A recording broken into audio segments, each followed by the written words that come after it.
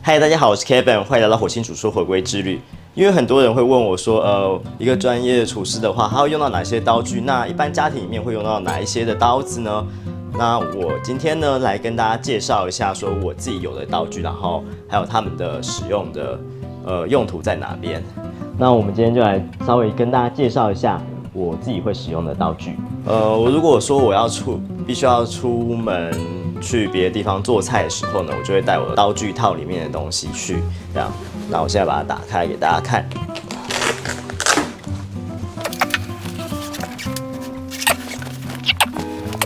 一般来说，我会带我的刀具袋里面会有这些东西，当然我不可能全部都带去，因为这蛮重的，所以就会看我的需求。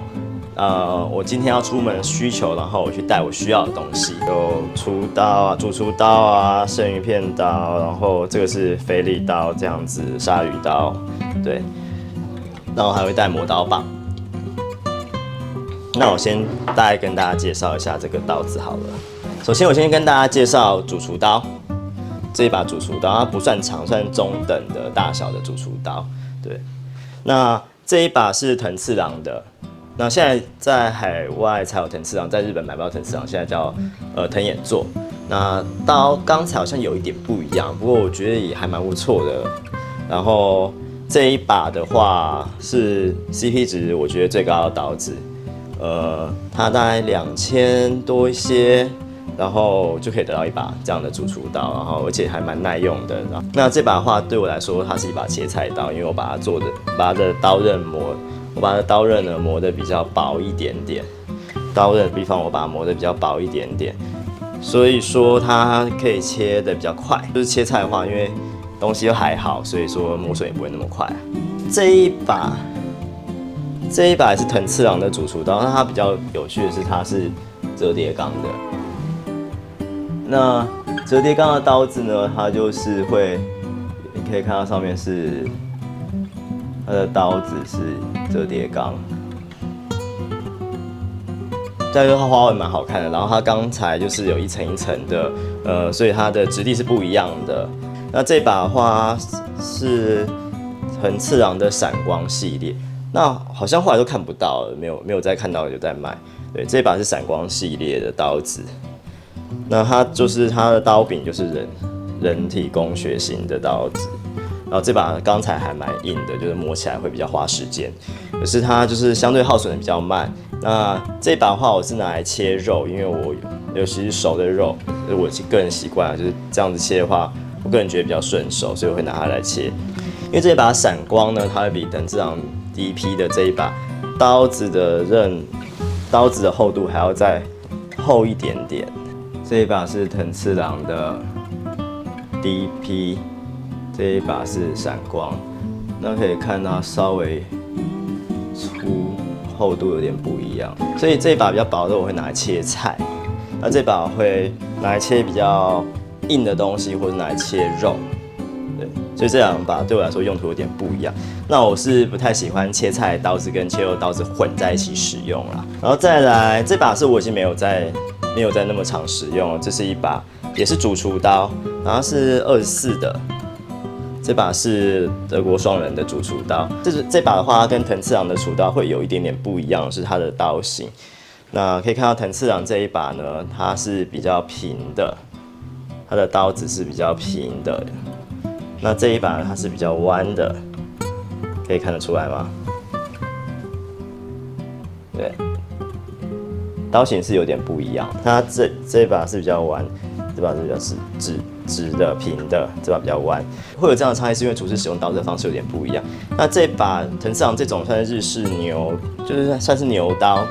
那它比较平的话，就可以用跳刀啊、滑刀这些都还是可以用。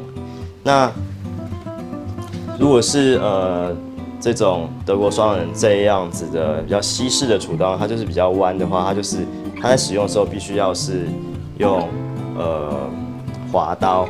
就是它是这样子滑动的，那这种的话，它也有弧度，所以它还是可以滑刀，那也可以做跳刀。这种就比较不适合啊，就是都是要用滑刀的来去使用。那看个人的使用习惯，那我个人是比较不太喜欢用这种弯的，是因为我不太习惯这一边不能用刀尖去处理东西，那刀尖几乎都是用划的话，我比较不习惯一点。然后在德国双人这种，虽然它是大牌子啊，非常的被大家所知道。那它有一个比较我不喜欢的缺点，就是它的钢太硬，它钢太好，所以非常的难磨。如果刀子有破损的话，会非常的难磨，尤其是对初学者来说很难磨出你想要的刀型。当然，就是因为它钢材硬啦，所以你也不需要太常去磨它，就看个人的需求这样子。那注意的就是你要看你的刀型是不是你要的这样子弯度这样子，或是你比较喜欢这样直的、比较平的弯度这样子。这都是主厨刀的部分。我做菜的话一定会用到主厨刀，再来一个我一定会用到的刀子就是小刀，这种小刀，这种也可以叫它削皮刀，对，它就是这么小只，然后它就是可以拿来就是切一些东西啊，然后一些比较小的东西，比起大的刀子的话呢，它会比较灵活一点点，毕竟长度有差嘛，对不对？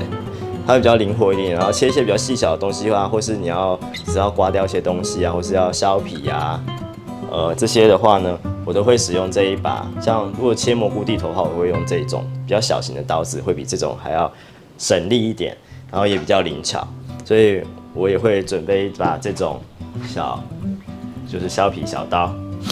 然后另外一个还会带出门的刀子就是削皮这种小弯刀。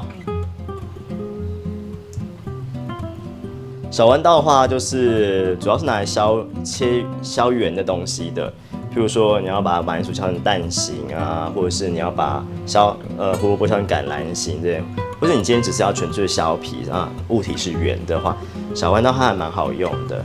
那在剥马铃薯皮啊、胡萝卜的一些皮或者削圆这样子，小弯刀它的形状会让你非常的方便。然后基本上小弯刀的用法就是用拇指固定，拇指固定住物体，然后用拇指去推，然后4只手指头只是辅助的这样子去使用它。那我之后再来教大家小弯刀的使用方式好了。再来我可能还会带出门就是一把比较稍微长一点的小刀，对，那这一把它比较特殊，它是一把很尖的雕刻刀，它非常的尖，非常的长。它可以拿来切一些比较细微的东西，或者戳进去比较细的东西。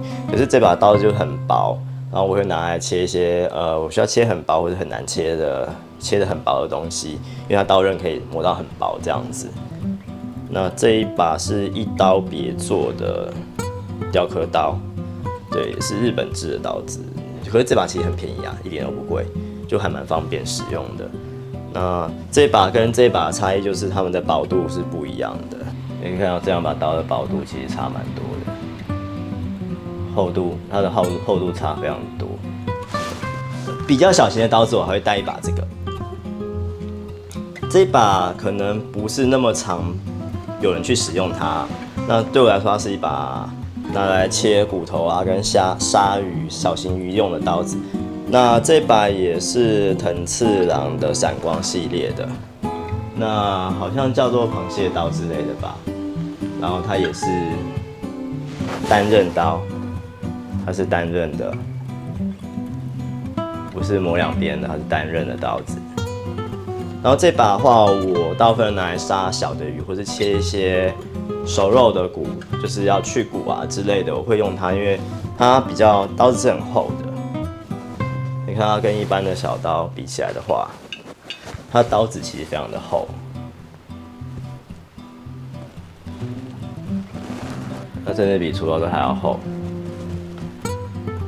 这一把的话，就是刀刃比较不会崩掉，那碰到骨头啊那些比较不会心痛一点，所以这一把我会拿来就是鲨鱼或者是拿来切，就是譬如说有些小羊排啊整块烤好的话，我会把它拿来做去骨的动作，或是把它分切成一块块的。那这一把就因为它很小巧，所以蛮灵活的。像切什么德国猪脚去骨啊，把猪脚肉这个拿出来这样子，用这一把的话就很方便，然后刀刃也比较不容易崩掉，切到骨头也不会怎么样。再来介绍另外一把鲨鱼刀，这把是针灸做，这把是针灸做的一把鲨鱼刀，日文它就是出刃庖丁，那我就叫它鲨鱼刀啊，就是它非常的厚，它跟一般藤次郎的厚度差在哪里？两个摆在一起就差很多。那这把刀子也很重，对，它相对是一把重的。然后以出刃来说的话，它就是不锈钢的，还蛮方便，比较不会生锈。我个人就是不太爱用碳钢，因为我很怕它生锈。然后有些刀不一定每天都用的话，它就生锈起来就很麻烦，就要常常处理它。我个人几乎都是用那种不用，就是不锈钢刀比较多啦。然后这把出刃的话，当然就是单面刃的。那这把就是我拿来杀稍微大一点的鱼，可能鲑鱼呀、煎鱼呀，或者是海蛎鱼这种，比较大一点的鱼的话，我就会用它。然后有时候我会拿来切骨头类的东西啊，就是软骨类的东西，我会拿来切，因为就是它厚，然后刀刃比较不会崩，不会那么心疼。然后跟它力气，它比较重一点，所以你在杀鱼的时候呢，会比较力量会比较稳定一点点。对，而且切到鱼骨头的话，也是直接就过去了，然后也刀刃比较不会崩，不会心痛这样子。讲到杀鱼呢，就要讲另外一把刀，就这一把。对。这一把它是有弹性的刀子，它是软钢。对，这把其实买也不是很贵。然后重点是它的钢材是软的，刀子可以这样子。对，这一把有弹性的刀子呢，它是我会拿来就是片鱼片。就是比目鱼啊这种，或是我只要取鱼菲力的话，用这种去取的话会很方便，因为它可以压着骨头，压在骨头上面，然后这样子把肉给切出来，压在骨头上面把肉给切出来。它就不像这种比较厚实的刀子，它会就是硬邦邦的过去。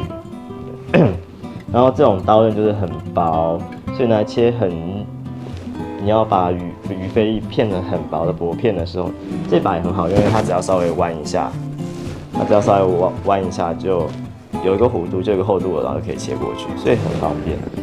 出去的话很常用就是一个面包刀，面包刀它切熟肉它也是可以的，对。然后切面包啊这些，其实我们出去的话会用到它的比例也蛮高的，所以我会带面包刀出去。然后最后介绍一下这把也是针灸做的刀子。这把是针灸做的不锈钢的生鱼片刀，对，就柳刃。